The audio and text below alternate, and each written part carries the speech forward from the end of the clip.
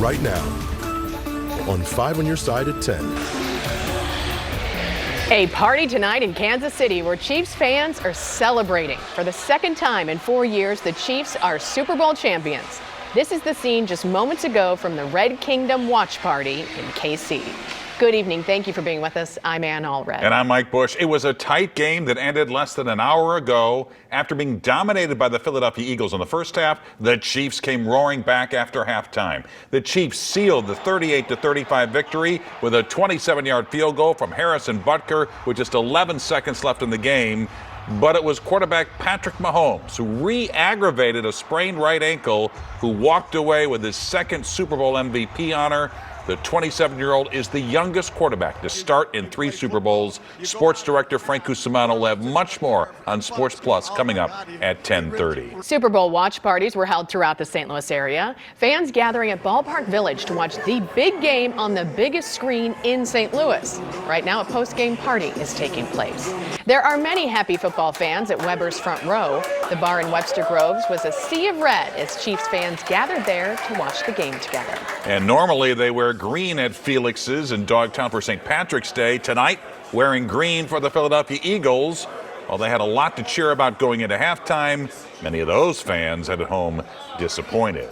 According to the American Gaming Association, Americans were expected to wager an estimated $16 billion this Super Bowl. A record 50.4 million Americans placed bets. And for the first time, experts predict traditional sports wagers, like at a sports book or online, surpassed casual wagers like office pools. Sports gambling is still illegal in Missouri, despite successful efforts to legalize it in several states surrounding us. New tonight, our political editor, Mark Maxwell, is here with an update on the effort to bring sports betting to the Show Me State. Mike and Ann, a deal to bring sports betting to Missouri fell apart last year, leaving tens of millions of dollars in tax money on the table in a year when the Chiefs would ultimately return to and win the Super Bowl. All of that buzz and booming betting markets in states next door is once again putting pressure on politicians to pass it. Most people in St. Louis are excited to see this event. Missouri House Republican Phil Cristofanelli says the state is losing money every day it doesn't legalize sports betting. We have a lot of people crossing the border, placing bets in Illinois and Kansas, and sending revenue to those states instead of to Missouri's. The Illinois Gaming Commission shows bettors placed $9.7 billion in wagers last year, up 38%. Netting sportsbooks a haul of nearly $800 million. I mean, we're the Show Me State. They've shown us. They've shown us that sports betting works, and it's now time for the legislature to step up and pass it. Missouri's missed opportunity comes during a rare run of success from the Kansas City Chiefs, appearing in the Super Bowl 3 out of 4 years, something only 7 other teams have done in NFL history. It's really unfortunate, and it's really, political malpractice that we have not been able to pass these bills. I think over 36 states have sports wagering legislation that they have passed. We have really fallen behind. The Super Bowl is typically the most bet on event all year. Robert Linehan monitors sports betting debates in states across the country, and this year, he likes the odds in Jefferson City. I think something will get done in Missouri this year. And if it does, he predicts you could cast a legal wager in Missouri within 3 months. Kansas launched their sports betting. They launched online sports betting and retail sports betting in 74 days. From the passage of the bill to the first bet was 74 days, by far the fastest state in the country that's launched sports betting. Cristofanelli estimates Missouri would start out bringing in $20 to $30 million in extra tax money just the first year after legalizing sports betting. His proposal would spend a lot of that money on education, veterans, and preventing gambling addiction, with some money left over to bolster the rest of the state budget. Mark, thanks. Well, it is about to get busy for St. Louis sports fans. The St. Louis Battlehawks kick off their return season this Saturday in San Antonio. It's a rebirth for the XFL, which folded during its inaugural season because of the pandemic. The Battlehawks' first home game is at the Dome Sunday, March 12th. And we're now just 20 days away from the home opener of the new Major League Soccer franchise, St. Louis City SC. The March 4th game at the new 22,000-seat City Park is a sellout. And a live look now at Busch Stadium, because we're just 46 days away from the Cardinals home opener. And later on Sports Plus, we're going to take you to Jupiter, Florida, where spring training gets underway this week. And one day this week, it will feel like baseball weather in St. Louis. How do you like that? Here's Chief Meteorologist Scott Connell with the Weather First forecast. You could have made a case today was a baseball kind of feeling day. Despite the cold start, we ended up getting back around 60 degrees this afternoon. But we're cooling down pretty quickly tonight, especially in the areas that are outlying low spots and where the winds have died down. Winds really making a big difference in whether your temperature's in the 40s or it's closer to freezing. Chesterfield, DeSoto, low 30s right now. That's because the winds are very light, nearly calm there. Warrenton's at 46 with a gentle breeze. Sparta is 45, a bit of a gentle breeze there. We also have the high clouds rolling in overhead. These are not rain-producing or snow-producing clouds. They will be with us through the overnight hours, and tomorrow morning they are scooting out very early, and that is going to leave us with a very bright sky tomorrow afternoon. So some clouds overnight, more sunshine and mild on Monday, and then it's wet and windy as we head into Tuesday. Sunrise, though, just before 7 o'clock tomorrow morning. Temperature about 39 degrees in St. Louis, a little cooler at the bus stop for the kids in the outlying low spots. And developing tonight, the Pentagon is confirming another unidentified object was shot down over U.S. airspace. The latest incident happened over Lake Huron, which is on the eastern side of Michigan. Tonight, the Pentagon says an F-16 aircraft under the direction of President Biden successfully took down the object.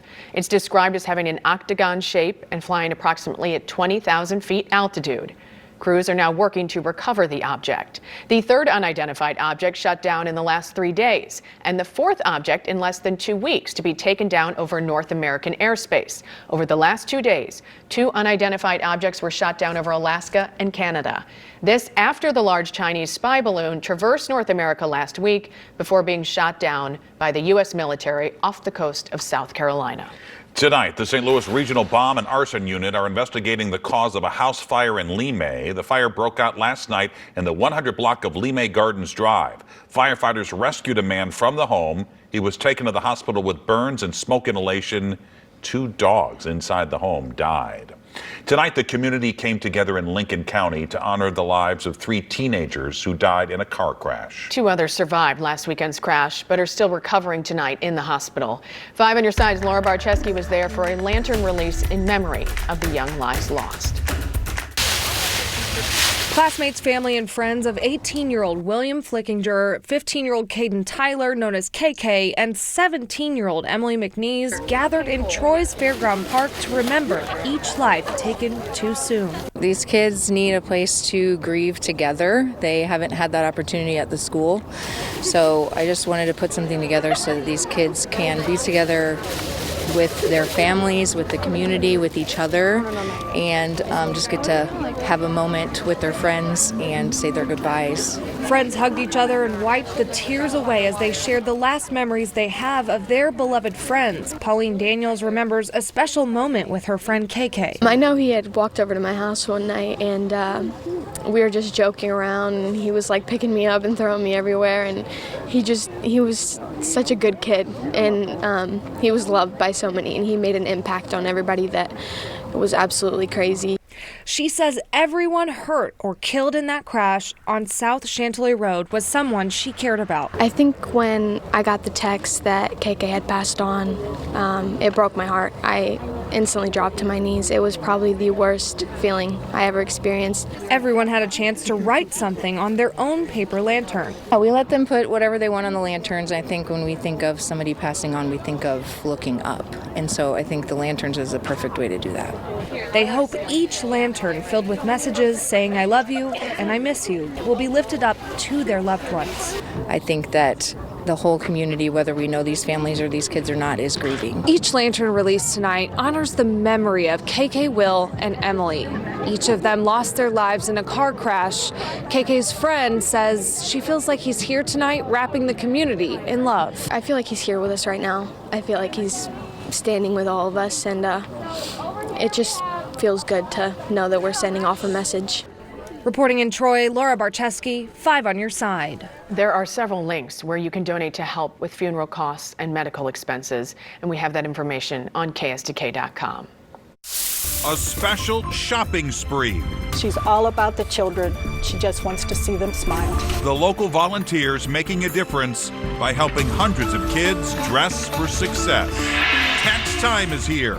Tonight we verify why some Americans are being told to run out the clock before filing. Well, it looks like Monday's equally as nice as what we had today across the bi-state region. We're talking about a couple of rain chances this week, both coming with gusty winds. We're tracking out the timing of when it gets warm and when those winds become gusty and cold.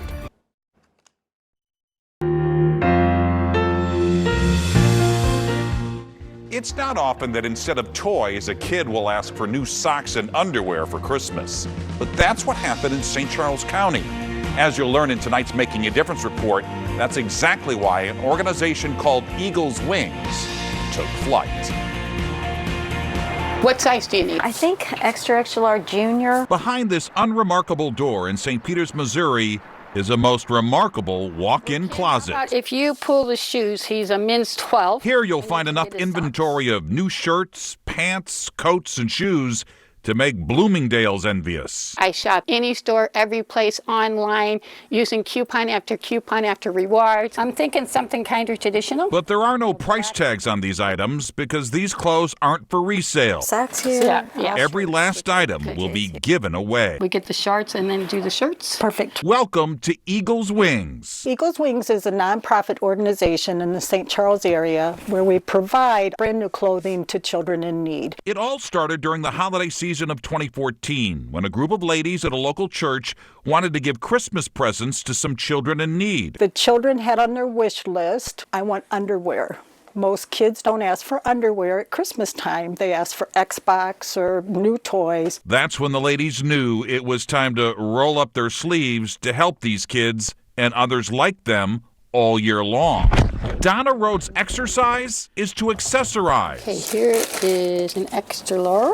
She does all the shopping. I keep track of every size we have, how much we have in each size, how many children do we usually have in that size, and I know what I need to buy. Let's go, Donna. When the announcement says, "Attention Walmart shoppers," Donna is often in the store. Maybe we can find some coats on clearance. Or other stores looking for bargains. She gives endless hours to this organization. She's all about the children. She just wants to see them smile. Then, several times a year, local school districts identify children in need. That's when Eagles Wings comes into the school and sets up a shopping center for those kids to pick out all new clothes. It was a blessing because I've been struggling with stuff, so it's really helped out. It's been a tough year for Stephanie Cusimano and her 3 kids. And sometimes when she's asked about it, tears come easier than words. Just take your time.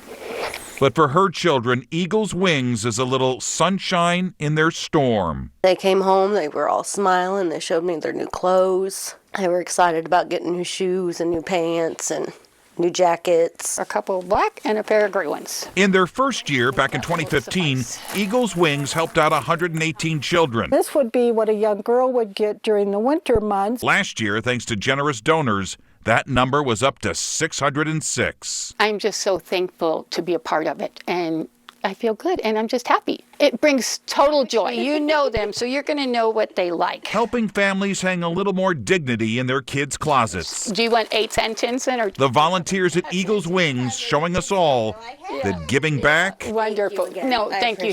never goes out of fashion. It means everything. It really does.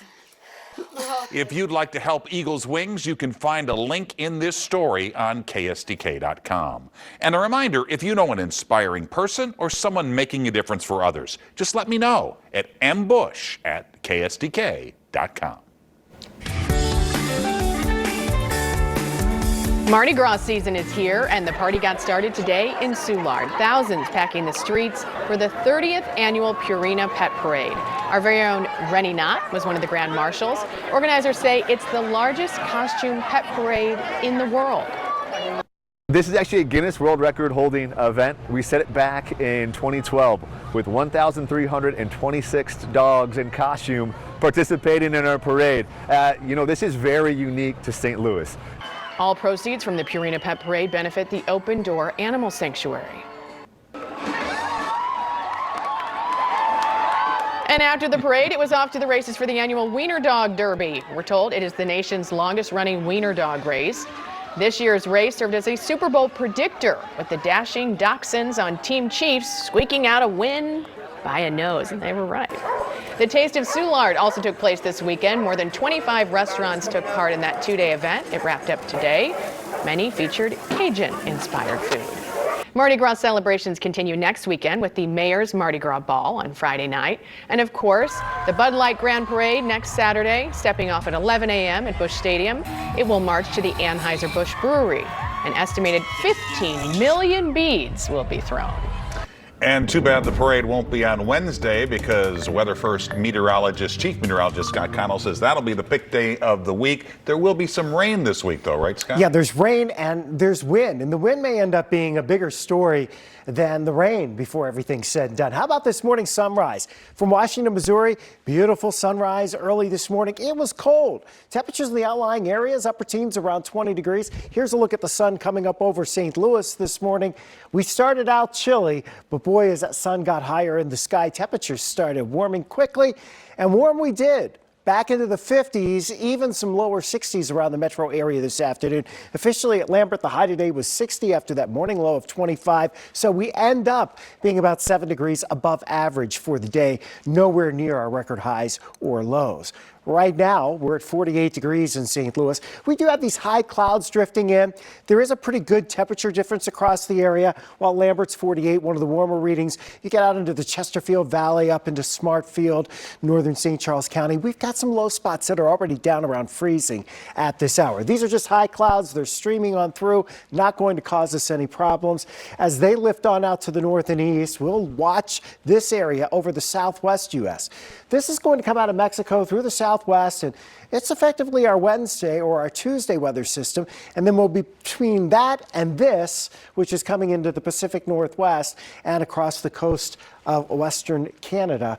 That will be our weather maker along about Thursday. So if you're heading out tomorrow to do a little bit of work, I know we just got through with the Super Bowl, maybe a little struggle to get out there bright and early, but it'll warm up nicely tomorrow too. Tuesday morning, we may have some showers during the morning right after the rush hour, and then lunchtime through the afternoon. Odds are we'll have some showers, maybe a rumble of thunder. Most likely, the biggest story on Tuesday will be the winds. They get gusty around that storm system, and so we're expecting gusts 35 to 45 miles per hour here as we head through Tuesday afternoon into Tuesday evening. Now, Wednesday, we'll get a break from that active weather.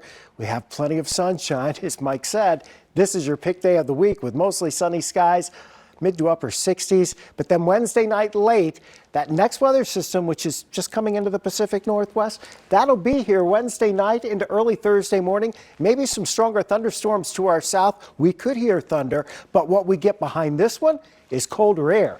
It'll become blustery and chilly going into Friday. Temperatures on Friday will only be in the 30s for highs. Doesn't stay that way very long, though, as we warm back up just in time for the Grand Parade next Saturday. Be a chilly start, though. Looking at 59 for the high tomorrow, plenty of sunshine. Your showers around, not an all-day rain on Tuesday, but the showers are definitely around, and temperatures will cool off a bit. Warm again Wednesday. Friday's your really cold day. All right, Scott, thank you. Coming up, millions of Americans are being told to wait to file their taxes. Tonight, our Verified team explains why it depends on which side of the river you live. It's good news for procrastinators, bad news for those wanting to get their tax refund ASAP. Tonight, our Verified team explains why some Americans, including Illinois residents, may want to wait to file. Here's Brandon Lewis. Last year, many states sent payments to millions of Americans for a variety of reasons. You may know them as inflation relief payments or a state tax credit advance. But now, some early tax filers and tax pros are claiming on social media that the IRS is advising them to hold off on filing their income taxes. So, let's verify. Is the IRS recommending that people in some states wait to file their tax returns? Our sources are the IRS, the Idaho State Tax Commission, the Tax Foundation, and Mark Stieber, Chief Tax Information Officer at Jackson Hewitt. 22 states sent out some form of payments to their residents. Some included a disclaimer that said the money may be taxable at the federal level. This is because the IRS might consider it income. The answer wasn't clear when the IRS started accepting tax returns on January 23rd, and it still isn't. On February 3rd, the IRS issued a statement saying, for taxpayers uncertain about the taxability of their state payments, The IRS recommends they wait until additional guidance is available or consult with a reputable tax professional. The tax pros we reached out to say they're also waiting for that guidance and suggest holding off on filing your returns. So, yes, the IRS is recommending that people in some states wait to file their tax returns. The IRS says it expects to post more information on its website later this week. With your Verify, I'm Brandon Lewis. Let us know what we can verify for you. Send an email to verify@kstk.com. Going to the Super Bowl is a trip of a lifetime. For a young Chiefs fan from St. Charles County, it's his wish come true. While you watch the big game on television tonight, a young fan from Cottleville was in the stands at State Farm Stadium rooting on his Kansas City Chiefs. Well, 12-year-old Gavin Meyer from Cottleville found out 2 weeks ago he was going to see his favorite team in the biggest game of the season. The trip of a lifetime was made possible by Make-A-Wish, the Make-A-Wish Foundation. Gavin has Duchenne muscular dystrophy. That's a progressive disease that weakens the muscles. We talked with Gavin and his mom before the game. Gavin has to get weekly infusions, and lately it's been a little tough for him. But once he found out that he was going on this trip, his outlook has just been so positive. Gavin and his mom also attended this week's NFL Honors and got a private tour of the stadium. And his flight home is going to be happy because the Chiefs were the big winners tonight. Oh, I'm sure he is having the time of his life. Yeah. There you have it. 5 on your side at 10. Start your day with Today in St. Louis beginning at 4 a.m. until 7 a.m. And here's Frank Cusimano with Sports Plus.